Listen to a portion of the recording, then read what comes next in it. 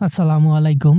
সামাজিক কল্যাণের মাধ্যমে বিশ্ব এখন হাতের মুঠোয়। সম্প্রতি অনলাইন মাধ্যমে আলোচনার কেন্দ্রে উঠে এসেছে মরুভূমির এক নিরীহ প্রাণী, যার নাম হচ্ছে সান্ডা। সান্ডা এক প্রকার টিকটিকি জাতির মতো।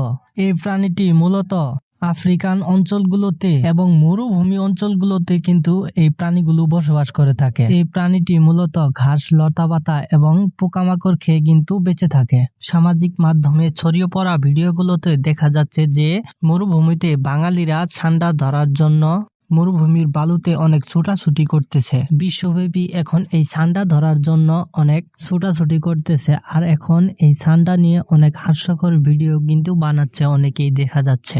আর অনলাইন মাধ্যম এমন একটা মাধ্যম, যে মাধ্যমগুলোতে একটা জিনিস নিয়ে একটু নাড়া দিলেই কিন্তু সেই জিনিসটা অনেক ভাইরাল হয়ে যায়।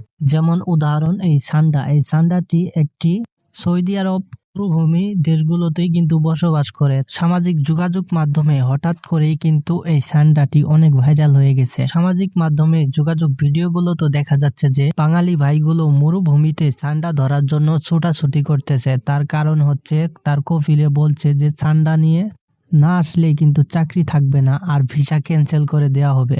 এমন ভিডিওগুলোই সামাজিক যোগাযোগ মাধ্যমে ভাইরাল, কিন্তু ট্রেন্ডে চলতেছে।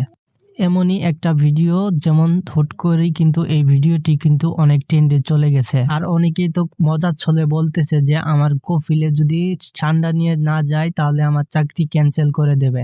আর এই সান্ডার কিন্তু বিশেষ উপকারও আছে। এই সান্ডার দিয়ে কিন্তু সান্ডার তেল তৈরি করা হয়। আর এই সান্ডা আরবিয়ানরা কিন্তু চাইনিজ খাবার এবং কি বিরিয়ানিতে কিন্তু এই সান্ডা ব্যবহার করে থাকে। যেমন এমন কিছু ভিডিও সামাজিক মাধ্যমে দেখা গেছে যে এই সান্ডা কিন্তু তারা বিরিয়ানিতে ব্যবহার করতেছে, আরো অন্য অনেক কাজে কিন্তু ব্যবহার করতেছে। আর এই সান্ডা নিয়ে অনেক মাতামাতি চলতেছে যে সান্ডা খাওয়া যাবে কি যাবে না, এটা নিয়ে কিন্তু অনলাইন জগতে অনেক কিছু হইতেছে। অনেকেই বলতেছে যে সান্ডা খাওয়া যাবে, অনেকেই বলতেছে যে সান্ডা খাওয়া যাবে না। এটা নিয়ে কিন্তু অনেক ভিডিও কিন্তু চলতেছে সামাজিক যোগাযোগ মাধ্যমে। এমনই একটা কিতাবে এসেছে, হযরত মুহাম্মদ সাল্লাল্লাহু আলাইহি সাল্লাম বলেছে যে তারা সবাই এক জায়গায় বসেছিলেন। এমন অবস্থায় সান্ডা রান্না করে কিন্তু হযরত মুহাম্মদ সাল্লাল্লাহু আলাইহি সাল্লামকে দিয়েছিলেন, কিন্তু হযরত মুহাম্মদ সাল্লাল্লাহু আলাইহি সাল্লাম বলেছিলেন যে এটা কি। তখন সাহাবীরা বলেছিলেন যে এটা সান্ডা।